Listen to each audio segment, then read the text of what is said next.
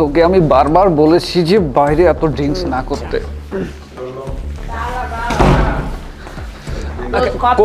আরে কই তারা, এটা হচ্ছে তোর বাসা।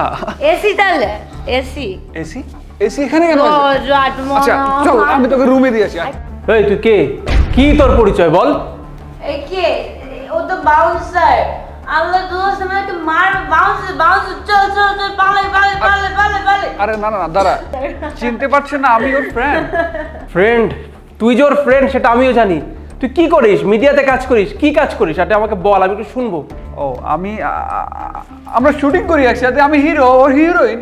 তুই নায়ক তাই না? নায়ক এদিকে আয়। তুই নায়ক, তুই নায়ক। আপনি গায়ে হাত তুলছেন কেন? আপনি তো আবার কথা বলিস। দেখ ক্লিপ দে। আরে তুমি বুঝো না, মুভি রিলিজ না, ইডিট লাগবে না, ইডিট চলতেছে, ডাবিং দিতেছে, শাহরুখ খান ডাবিং দিতেছে। আর সেকেন্ড যে মুভিটা করেছে ওটা তো ব্লকবাস্টার। সালমান শাহ সাথে করছে। তুই যে কেমন সিনেমা করিস আমার আর বুঝতে বাকি নেই। খুব ভালোই ওর অভ্যাস করাইছিস, হ্যাঁ খুব ভালো অভ্যাস করাইছিস তুই ওরে। কিরে নষ্টা মহিলা, কি শুরু করছিস তুই? আর কত নোংরামি করবি? হ্যাঁ এখনো কি হুশে আসতে পারছিস না? সালমান খানের সঙ্গে সিনেমা, সালমান শাহর সঙ্গে সিনেমা, কি আর কত ভূগোল বুঝাবি? লজ্জা করে না? হ্যাঁ ন্যূনতম লজ্জা নেই তোর মধ্যে? প্রত্যেকটা দিন আমাকে শোনাতি তুই নাকি মিডিয়ায় কাজ করিস। তোকে তো আমি বরাবরই জিজ্ঞেস করতাম যে তুমি যে মিডিয়ায় কাজ করো, কই তোমার কোনো নাটক সিনেমা কোনো কিছু তো আজ পর্যন্ত দেখতে পেলাম না।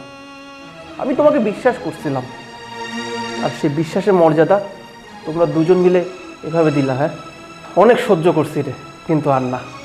তুই বোধহয় ভুলে যাচ্ছিস আমার ঘরেও একটা বোন আছে যার কয়দিন পরে বিয়ে দিতে হবে, ওর বিয়ের বয়স হয়ে গেছে। তুই যে এই সমস্ত কাজ করে বেড়াচ্ছিস এটার ইফেক্ট তো আমি আমার পরিবারের উপর আসতে দিব না। আজ বাদে কাল আমি যখন আমার বোনের বিয়ে দিতে যাবো না, সবাই তোকে নিয়ে কথা উঠাবে, আর আমি বেঁচে থাকতে আমি সেটা হতে দিব না। ও হয়তো মুভি করবে, আমার সাথে মদ খাবে ও।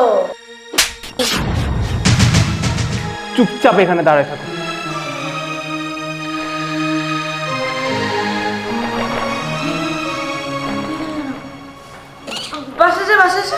আমি বাসায় যাবো, আমি তো তোকে দিয়ে আসতে আসলাম, এখন ভাই উল্টাপাল্টা বুঝলো আমাকে, এখন তো আমি খবরদার তুই কোথাও যাবি না, তুই এখানে দাঁড়াবি।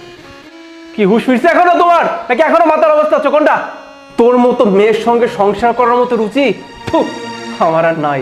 আর এই যে মিস্টার হিরো, নিজেকে অনেক বড় হিরো ভাবিস তুই, তাই না? তাহলে নিশ্চয়ই তোর 3-4টা বউ পালানোর স্বভাব থাকবে।